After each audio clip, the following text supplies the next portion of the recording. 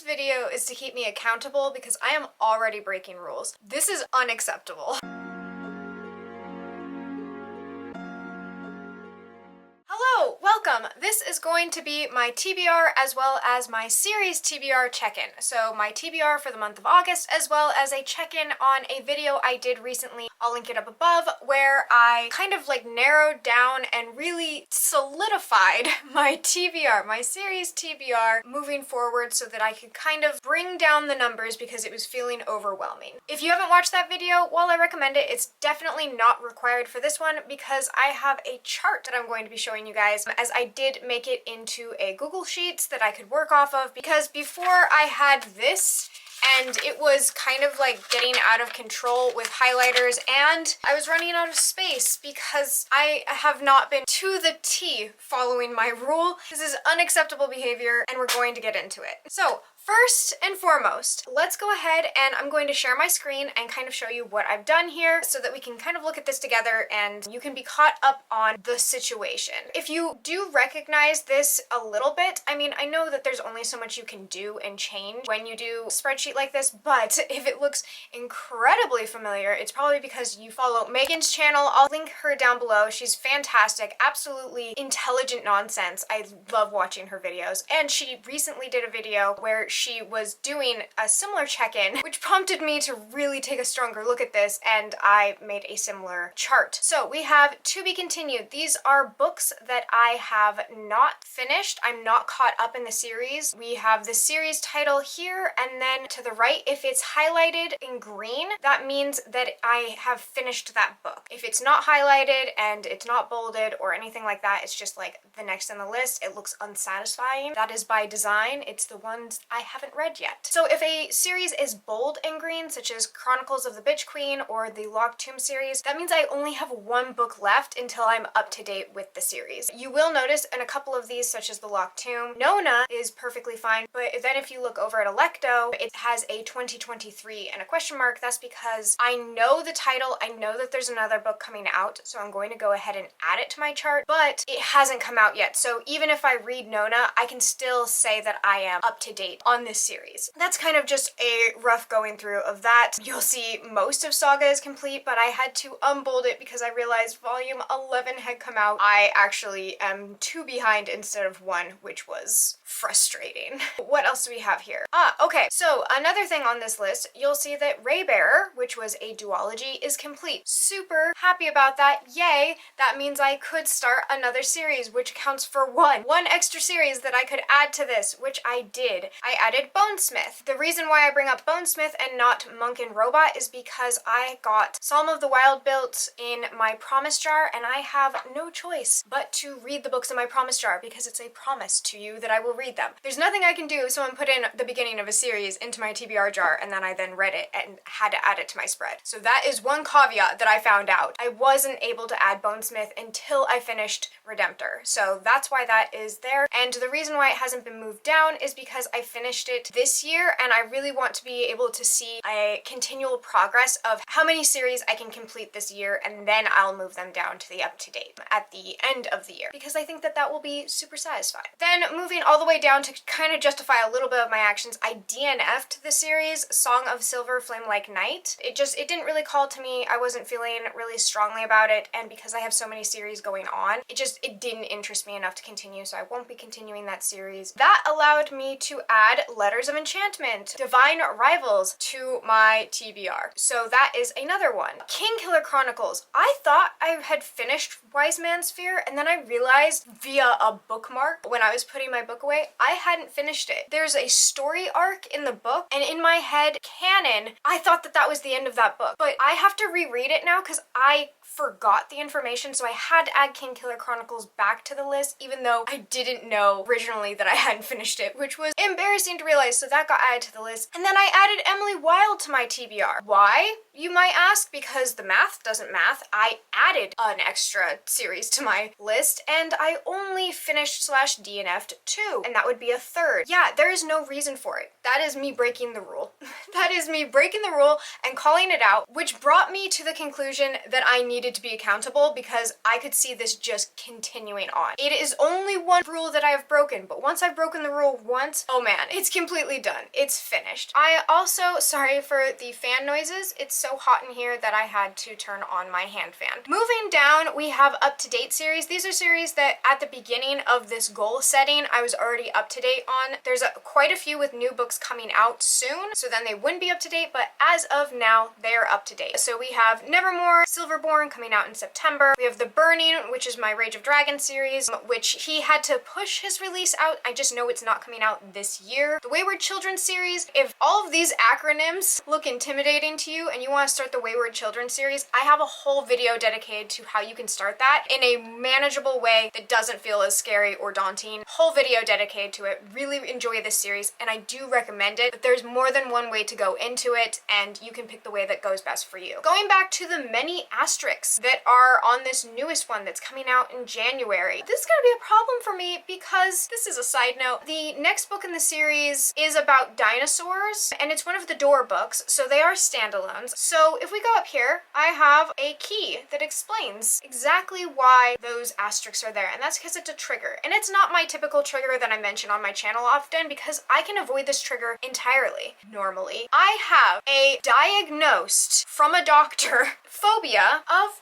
dinosaurs. This is embarrassing to admit, and I think I admitted it once on a privated video. It's not why I privated it, but it was an added bonus that people didn't have to know this about me. I, since I was little, have had a phobia of specifically Tyrannosaurus Rex. Like, I have night terrors of Tyrannosaurus Rex. I can't even talk about this at length. I have to hurry up and finish this because I don't want the images in my head in case it actually triggers it. I have night terrors in which I wake up screaming, it's reoccurring, it's the exact same dream, and a Tyrannosaurus Rex is chasing me. I've had it since I was about 5 or 6 years old, and it's somewhat avoidable for me. I can go months. At this point, it's been about a year since I've had one, and it's completely avoidable if I keep the image of this creature out of my brain. So I just avoid Tyrannosaurus Rex. I don't watch Jurassic Park. I don't engage with the Land Before Time series. I do remember watching We're Back, which was a classic for me when I was much younger and liked dinosaurs, but I had a traumatic situation happen. I'm not gonna go into it. I'm just gonna say I have a phobia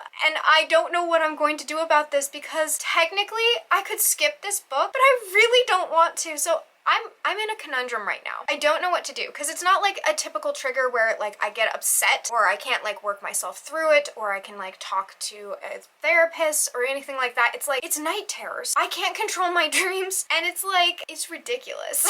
I'm really upset about it. I don't know what I'm gonna do. Dinosaurs are having a comeback and I'm not here for it. I'm sorry. They need to stay dead. They died. They didn't make it. We're done with them. And that's the hell I'm gonna die on. Then we have God Killer. God Killer is the first in a series. I don't know the next one coming out, but it says God Killer #1 on Goodreads, and I'm super stoked about it because I love God Killer. One of my best books that I read this year. Crescent City, I know that the next book is coming out in the Crescent City series. The cover was just released. Looks gorgeous, looks gaudy, ready for it. I gave the last book a 3 out of 5 stars, and I'm still interested in seeing where it all goes and how it tangles together with other things. I'm not gonna spoil things for you. I'm just gonna say I'm interested in the tangle. Nameless Republic, that's Son of the Storm. The next one comes out in November of this year, so this is going to be a not up-to-date book fairly soon. Court of Thorns and Roses, Yep, I know that there's gonna be more of them. I'm up to date. Teen Killers Club, there's a new one coming out really soon this October. Teen Killers at Large, I want to read it. Six of Crows, it was announced that it's no longer gonna be a duology. I'm actually really upset about it, but I will read it, especially if it has anything to do with Inej. Legacy of Orisha,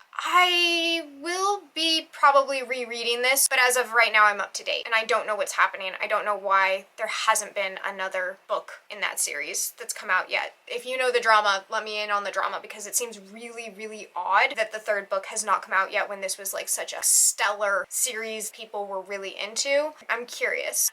Villains, that is a standalone that has been redacted. We're not going to talk about it. Sworn Soldier, I did not know this was going to be a series. I thought that T. Kingfisher was doing a standalone and that we were done with it, but What Feasts at Night was announced. It's not until next year, so I got time. Soft DNFs, I might as well go over this as well. Alchemist's Journey has middle game, and the second book, still can't remember the name. It's currently still a soft DNF, but I did see someone say that it wasn't worth it, so it's probably gonna drop down on the list. The Chaos of Roots, also I was told that it may be not worth it, so like that's relieving. I haven't taken it off the list yet, just because I'm waiting for the FOMO to die down. Camelot Rising is, I was told, a little bit better, but that it wasn't gonna blow me away. I really like Arthurian Legends, so I'm leaving it on the list just because I kind of want to keep it on my radar in case I decide to do an Arthurian Legends readathon, or if I want to just do a whole month dedicated to it. I really love Arthurian Legend. Folk of Air. Yumi Yamamoto is the reason why this is still on my list, because she said that the third book in the series is fantastic, so it's on there. That's why there's a little plus sign next to it, because it was saved by recommendation. Six Crimson Cranes, still not feeling the Dragon's Promise, but I'm just waiting. I'm not ready to take it off. I really love Six Crimson Cranes, and this is pure denial. Her Majesty's Royal Coven, I did not enjoy this as much as everyone else, but I still did enjoy it. I still gave it a 3.5, and I think it was also kind of a headspace thing. I'm leaving it on there to see what people say about the sequel and like just where the series goes as a whole, because I can be drawn back into that one pretty easily. It was a mixture of timing and personal things. I have a wrap up that I can list up above so you can see what I'm even talking about, because I don't know.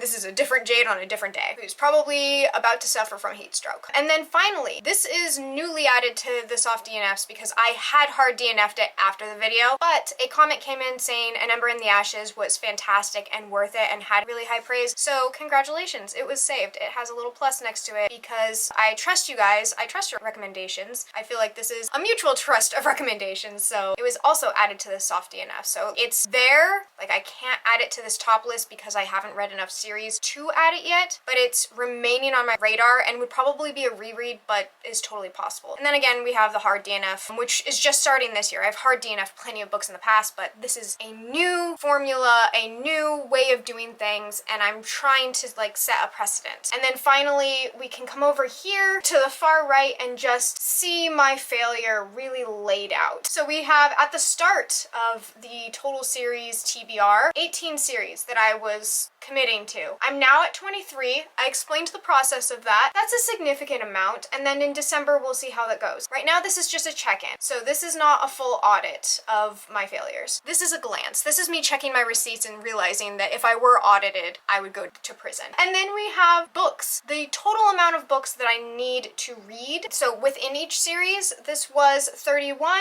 and it ended up just being 32 because I took off the books from the Mistborn series, the extra books in phase 2, because I realized I wasn't going to add them, but I added Emily Wilde. So that extra surplus of one book is Emily Wilde, who's prompted this entire video. She probably just wants to do fairy research and instead getting pulled into my drama. I'm sorry, Emily. That's a better look at this. Now let's go ahead and figure out what I'm going to be reading this month. The first one on this list is the most obvious to me, and that is the Mistborn series. You'll notice that I only have one listed here, and this is a series that I previously was like, oh, there's like 4 more that I need to finish. I am counting that as a separate series. When I really looked into the Mistborn series, like the second phase, I think it's Law of something, Law of Metal, there's Law.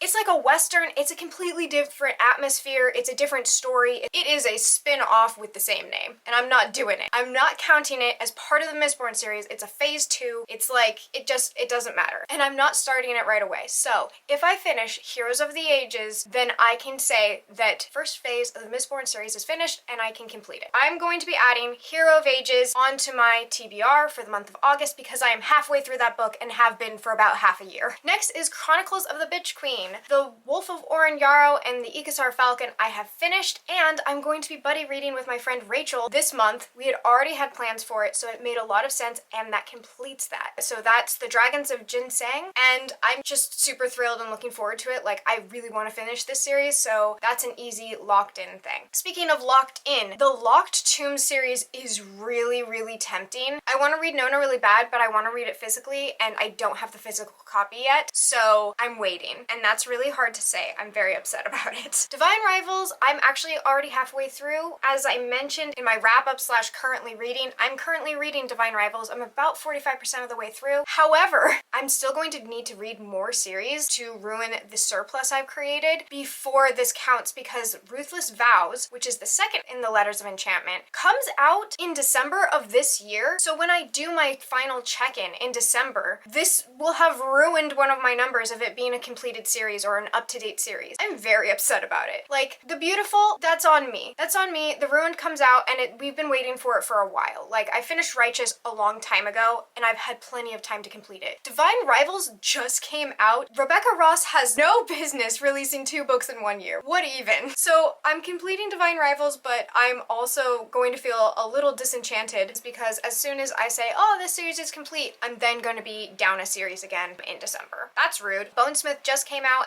and I have it in my Libby app, so I will be reading Bonesmith. I was the first to request it at my library, so I am first in what is now a very long line. I'm feeling good about that. Probably my most anticipated release of the year, so that's on my TBR. Why wouldn't I read it? I have 21 days.